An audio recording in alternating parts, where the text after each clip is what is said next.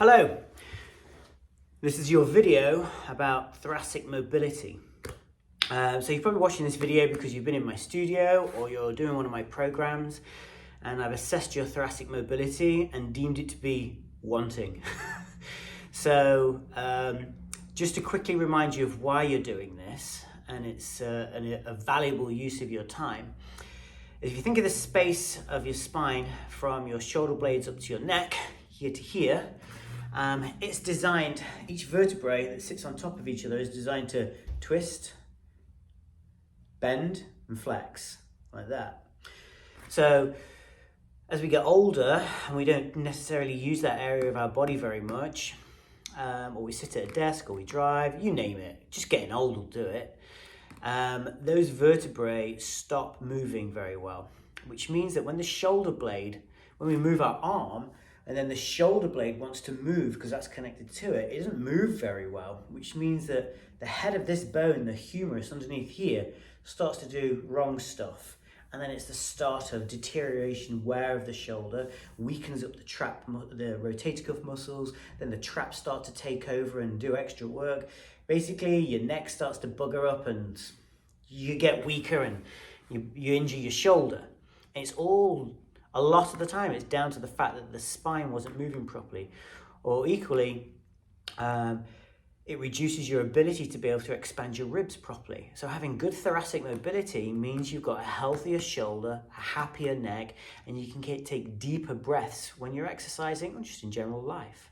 So we all start off with a quick mobility assessment and we do it against the wall. Foot goes in front, both hands together, and then we go back. Head goes with you. This shoulder should go back against the wall with this knee staying in the same spot. So do 8 of those, and that's telling us how the spine's twisting. A lot of the times it won't go all the way. Then we turn around, we do the other side.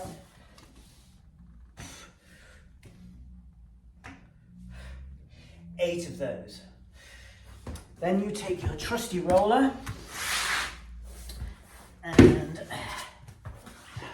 lie down on the roller and then roll out that thoracic spine. I'm looking for 10 rolls. Once you've completed those with the hips up off the floor, you can protect and stabilize your head as you're going up and down as well.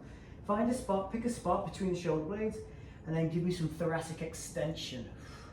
10 times. Open it all up. And you can do it in different spots each time. Once you've completed 10 of those,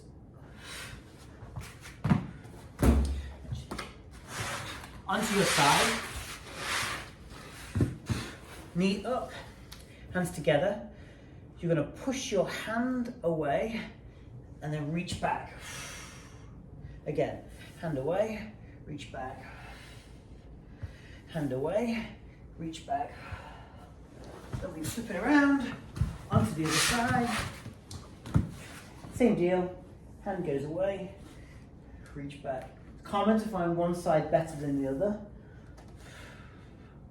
Each time you practice that rotation, combined with the rolling here and then the extension, it's going to soften up the tiny tendons and ligaments that surround thoracic spine in a very gentle way.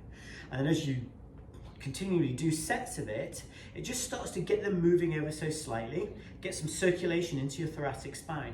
And then it's a really good test afterwards, we should have done this before, but just turning your head as well. And you'll find that, because when you turn your head, a bunch of vertebrae should twist that start right down at your shoulder blade.